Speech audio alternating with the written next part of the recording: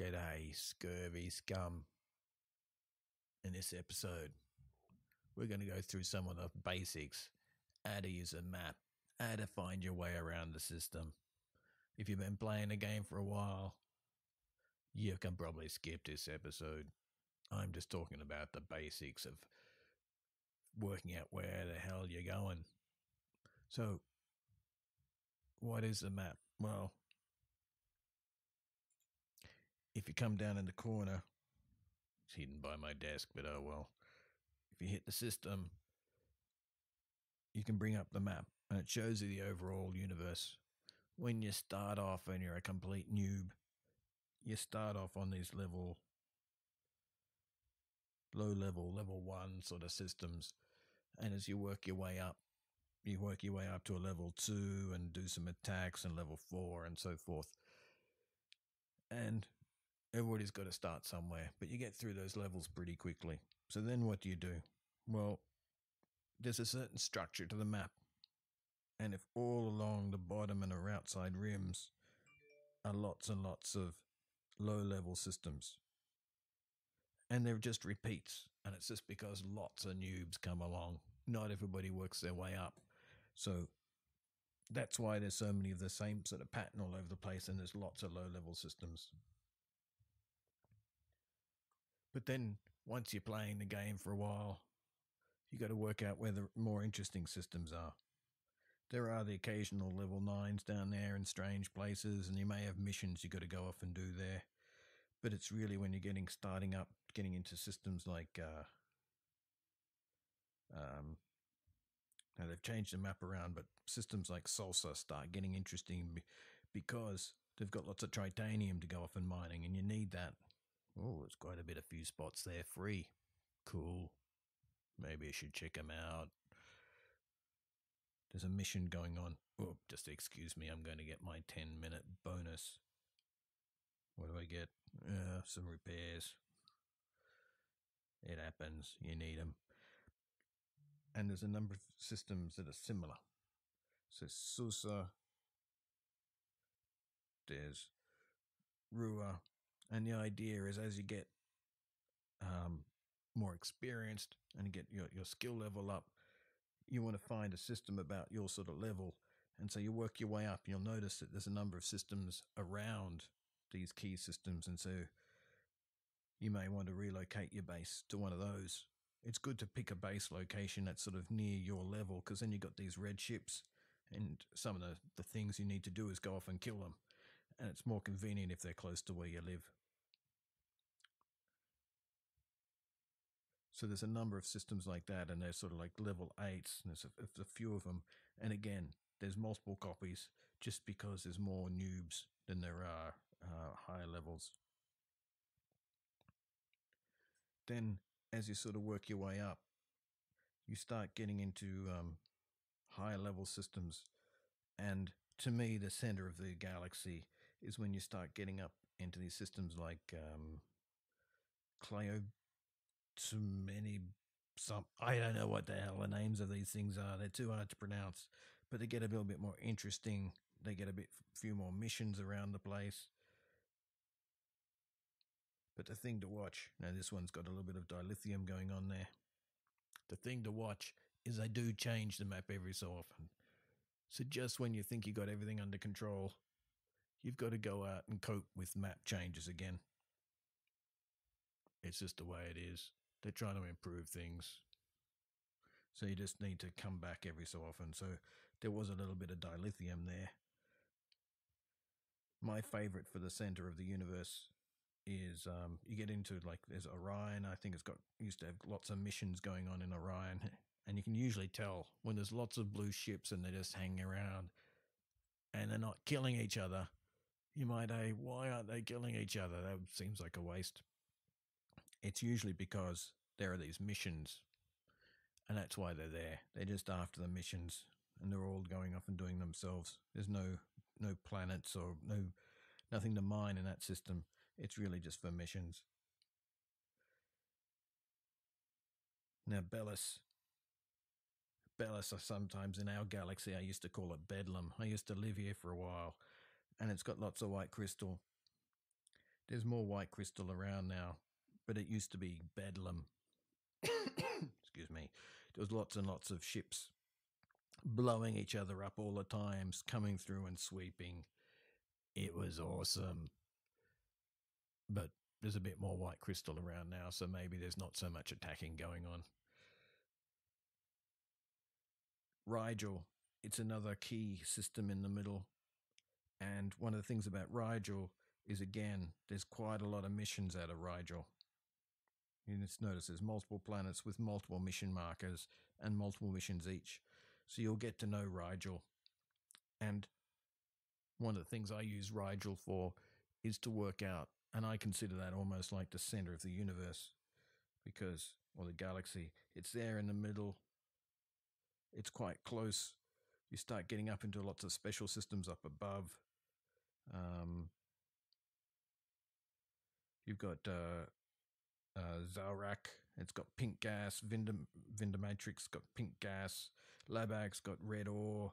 And there's quite a few places just around it that are full of ore and mining and so forth.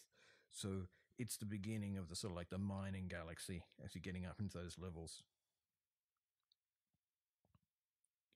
There's almost like a line going through, not much connecting beneath to the levels above.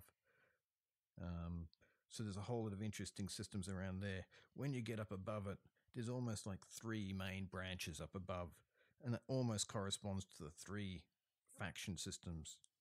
You've got the Klingons to the right, the Romulans to the north, and Federation moreover to the left.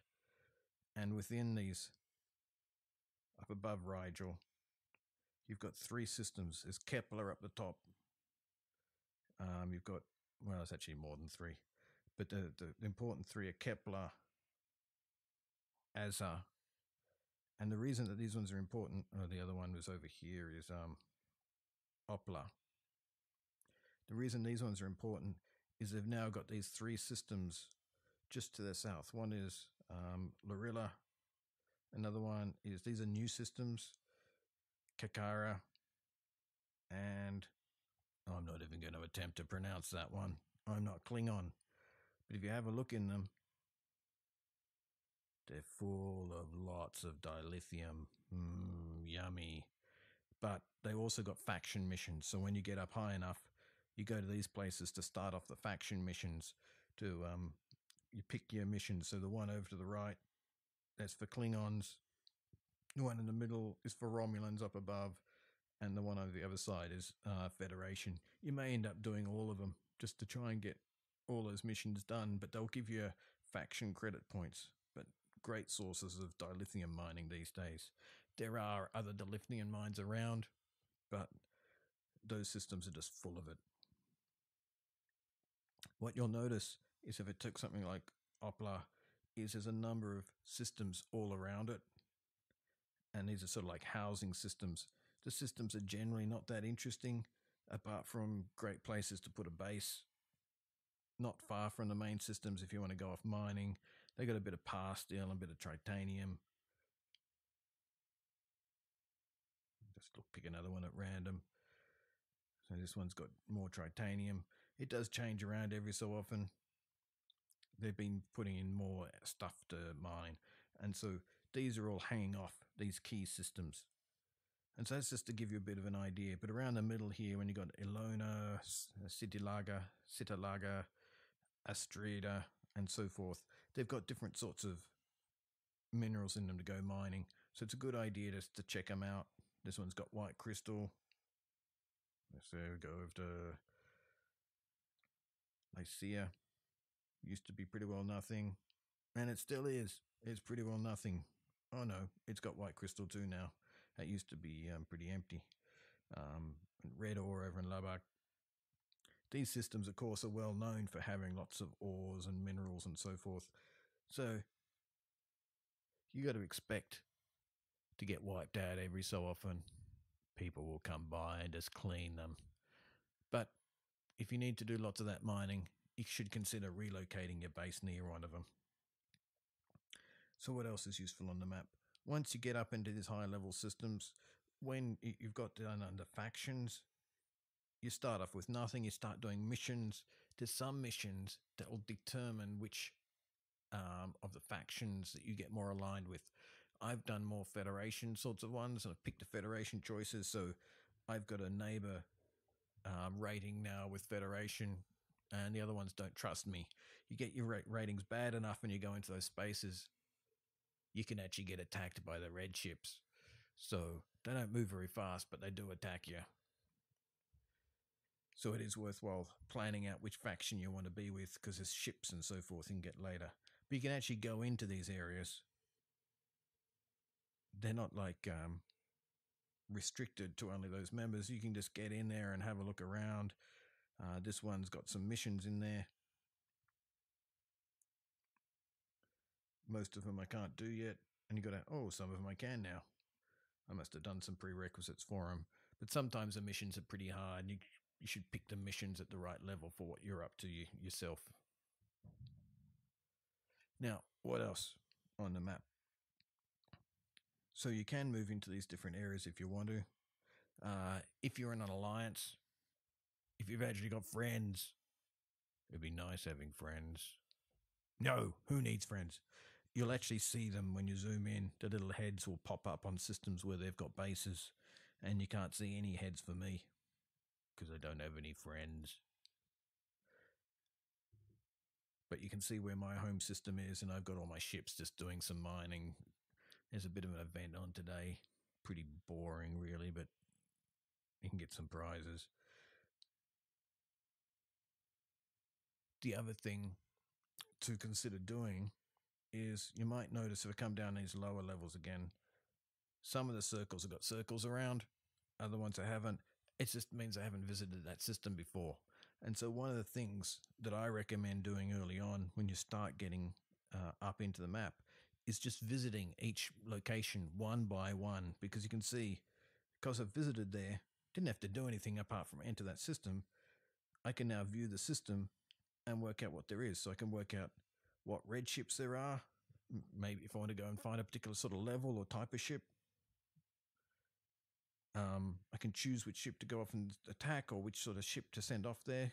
You know, I'll send my jelly if it was interceptors. These are battleships.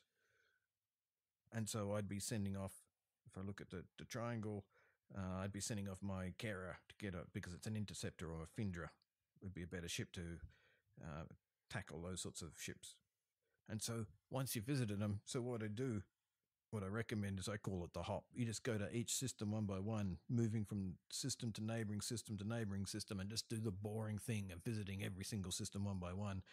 And then you'll know where everything is, and you can just look it up yourself. If you're not quite sure, you can usually work it out by the structure a bit, but you can just tap in any system and have a look, see if there's something free there. So it is worthwhile when you're new to the game, just going through and visiting as many systems as you can. So which ones can you visit and which ones can't you visit? Oh, it's also useful to find enemy bases. You're wondering where they are? You can look around. Really good if you want to do a base raid coming up. Absolutely worth it. But you can also find, make sure you go to the right system. So early on, and just all your teammates are wondering, where is everything? How do you share a location? Well, there is this facility. If you tap on the galaxy over to the right, you can actually type in the system coordinates, the system coordinate and the X and Y coordinate. I reckon it's useless. It doesn't always work. But so when you tap on a system, you'll notice, for example, this one's showing, it says GRA.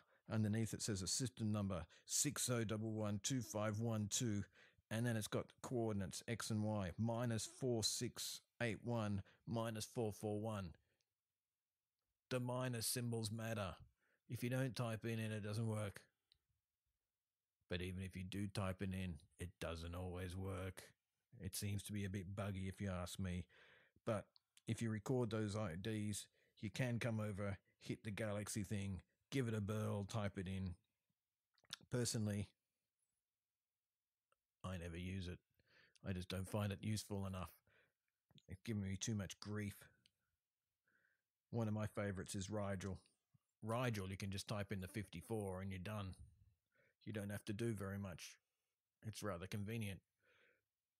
So what I tend to do instead is I make sure people know where Rigel is, and then after that, I do all my locations relative. After a while, you get used to where Kepler, Midnight, Opla, Amador in the middle there. There's only a small number of systems in the hubs, and so you might say, "Oh, you want to tell someone where Totem is?" Well, it'd say Totem off Azza, and if they don't know where Azza is, I say, "Okay, go to Rigel, go right 1, 2, 3 to the right of Rigel." It's not very accurate, but it's a heck of a lot easier than trying to write down all those great big long numbers and then just have them not work and the other person call you an idiot, even if you are an idiot. So it's just, I find Rigel is a useful central system, or if they know some of the other popular systems, just do relative. Just get your compass out, look up at the stars, use your sectant, and just give them some coordinates of where to go relative to what you know. I just find that takes less effort. That's just me. Maybe I'm weird. I just don't trust these newfangled computer things. Oh, and if you're looking for a search by system name, that would be kind of logical, wouldn't you think? Forget it. You've got to use coordinates. I think they're just trying to annoy you. So, I've shown you some mining locations, shown you where some pockets of activities are. What else do you need to know about the map? Well, there is one more thing, and it's really getting into what's your warp distance and capabilities. So there's a few concepts here. There's warp range, warp speed, and impulse speed.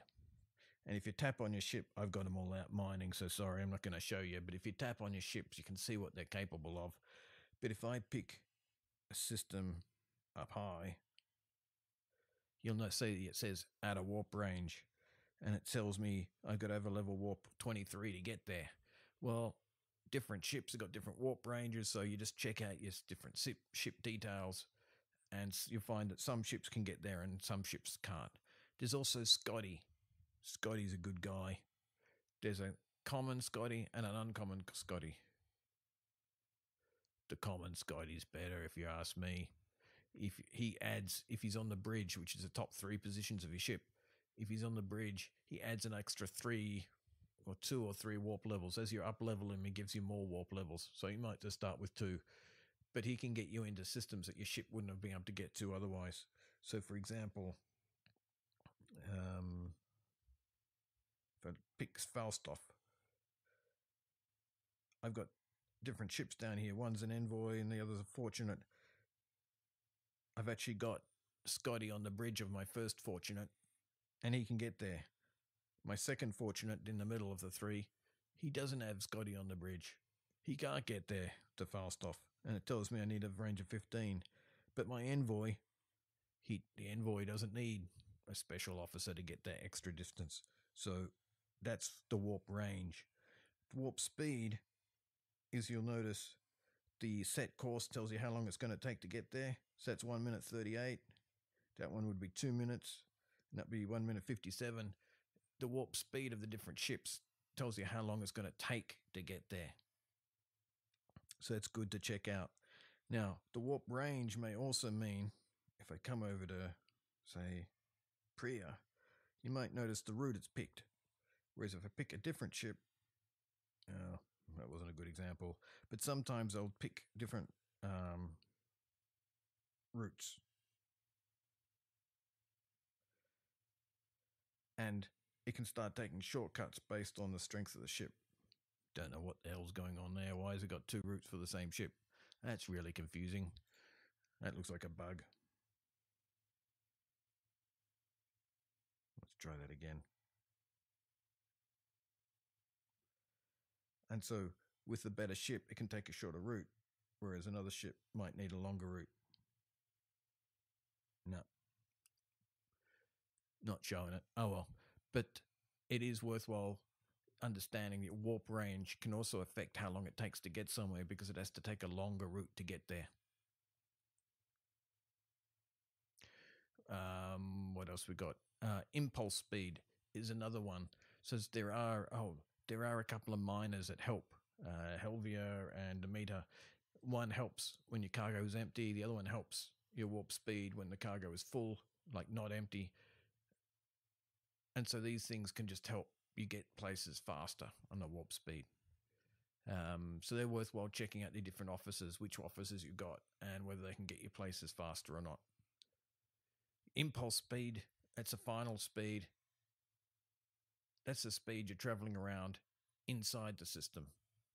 And so warp speed, impulse speed, it's useful just for running around. And what you'll find is your Reltier has got a really great impulse speed, but you can't use it much. It's just the way it is.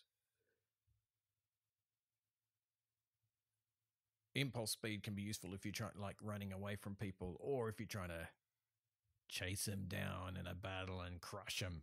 The extra impulse speed is sort of like can be nice to sort of get on top of them when they're not expecting it.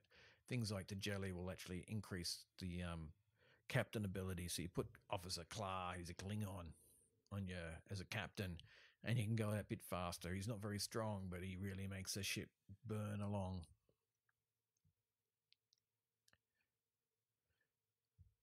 So the only last little tidbit I've got for you is if you click on a ship, you notice down in the corner you got locate and recall. Just one thing to watch out for. You want to hit locate to work out where your ship is. You hit recall, it starts coming back, and you can't stop it. Really annoying. So just be careful what you're tapping around the place. As soon as the ship starts warping, you can't change it. The only other one to watch out is if you're going to set your location to a new destination. You can just tap on it and set course, but you're going to end up some random spot in the middle of it. If you actually view the system, you could actually jump straight onto your destination. But if you're doing mining, somebody might get there before you. So if you don't mind crushing them, cool, just tap and go for it. Just tap and pick that as a destination and just go for it. But what I prefer to do is, because the software is a bit glitchy at times, it just doesn't really seem to do the right thing. I often tap near the edge of the solar system, and go to the edge, and then from there work my way into the middle. If you have a look at the map, see the lines coming up from the bottom? That's the entrance it's going to do. And so I go down to somewhere down along that bottom edge, and that's where I'll appear, so I don't waste too much time going across the system to sort of get to where I want to go. So hopefully that was useful. It's just a little bit of the basics of working your way around the map. The bottom's got the feeder systems. You work your way up. You get up past Rigel and just above. That's where lots of good mining systems are. Quite a few of the systems, when you see a cluster, the ones around the edge, you've got lots of planets for putting your base in, and just as you up level your own base. And so you can pick somewhere close to one of the mining systems, or you can live right in the mining systems. Some of them, not all of them, allow bases, but some of them do. The only problem with those ones is they can get a little bit more busy. So this one, for example, Midnight, you can't actually have a base in Midnight, so you'd pick one of the surrounding systems if you want to. Whereas Belus, it does allow you to put your base right in the smack bang of Belus, and you're just going to expect a bit more action. If you enjoy action, go for it. If you don't like getting attacked and blown up, and even just as you're returning home, I wouldn't suggest it. So that was all. This is more just some information about maps for newbies. Hope you found it useful. Get you up and going on the map. If you like this episode, you can always consider hitting the like button, but it doesn't mean I'm going to like you. Yeah. But just considering subscribing, you scurvy scum, if you want to see more of this. And no, I won't consider you a friend.